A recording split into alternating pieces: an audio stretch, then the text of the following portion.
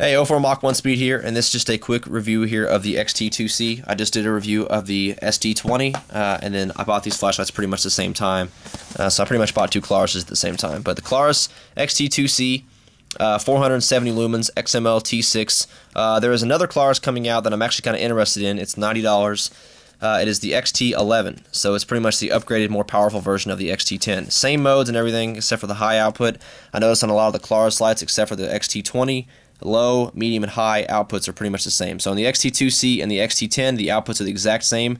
Everything is identical on these two flashlights, the XT2C and the XT10. Only difference is the reflector is smaller on this flashlight, so it will be a lot floodier. But Klarus is a pretty nice light. I'm actually really impressed with the performance of this thing.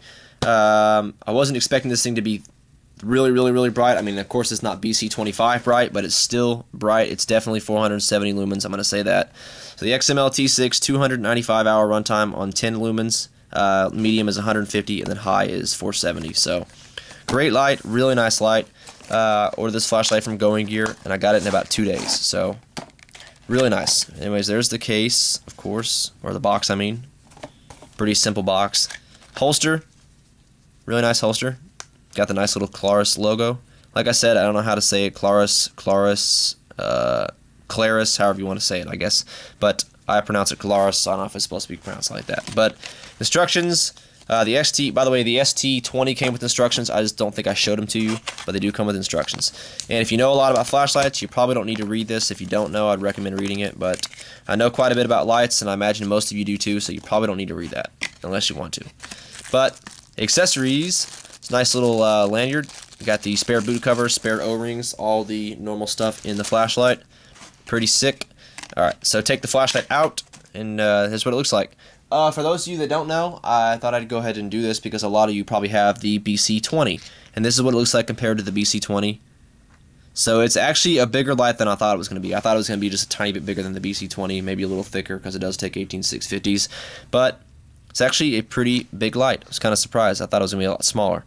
But it's not that big. But the 470 lumens is definitely 470 lumens. So that's a really good thing. So the XT2C, take off the head. Show you guys what that looks like. Let me show you guys the reflector again. I don't know what that was. Alright, so light orange peel reflector, XML T6. By the way, the LED is almost perfectly centered. One of the only flashlights I have where the LED is perfectly centered. Pretty awesome. There's the head. Back of the head, I mean. I don't think it's ever going to focus, so I'll just do that. Okay. But anyways, there's the back of the head. There's the battery thing. By the way, square cut threads, really good thing to have for a lot of people that like to cross thread flashlights.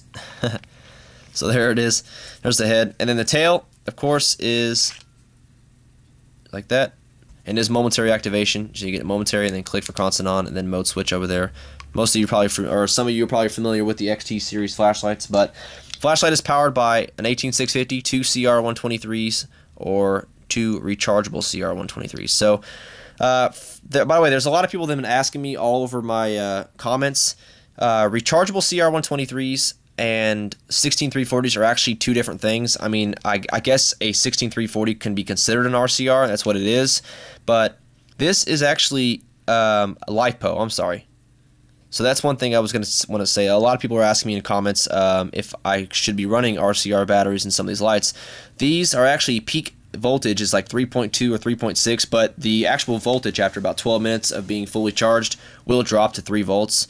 I actually have a multimeter that I just got, so I'm going to test them out and see what the current and what the voltage is on these batteries. So, but it specifically says on Tenergy or batteryjunction.com that the voltage is at 3 volts after you fully charge it for 12 minutes. So these are actually just pretty much just like primary batteries. They don't have any more voltage than what a primary has, so it's pretty much the same.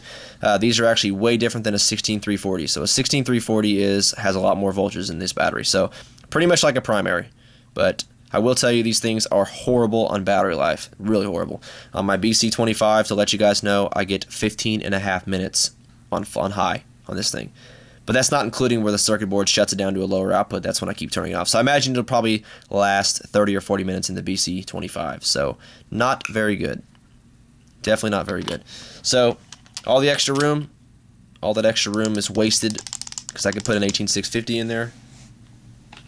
So that's what I need to do. Anyway, so there it is again. But great light. Whoops. Forgot to tell you guys, if you leave the flashlight battery thing off for a little while, if you put the batteries back in there and you put connect the circuit, the light will actually flash to tell you that the batteries are installed correctly. So I don't know if that's an added on feature or it was just like that. I don't know if it's supposed to do that, but I've never put batteries in backwards before, so I don't know. But anyways, so operation of the flashlight, there's only 4 modes. Momentary activation, and it does not have memory, so it won't remember the last mode you go to, but that's a really good thing if you're law enforcement or military and you always want this flashlight to go back on high. So there it is again, momentary, and then you just click for constant on and then hit the side switch and it will go into low. By the way, it is using pulse width, it's using PWM. It doesn't have a linear driven circuit board, so it will do the little pulse, but you can't really notice that much. It's about the same as the BC40 if you have that. So anyway, so there's low. Wait, no, that was medium. I'm sorry. Okay, this is low. All right, so low is even worse. Actually, you can see it a lot better. So but anyway, so back to high, medium, low, high, medium, low. So really nice light, great interface, and it won't remember the last mode. So if you have it on low, turn it off, turn it back on to go back to high. So, but anyways, so if you hit the side switch when the flashlight's off, it'll go into strobe. It is a variable frequency strobe, and you can hold it down and it'll stay on. So that's a really nice thing to have. But great light, really nice light. This thing has a really good rating. The anodizing on it is great. The button feels wonderful.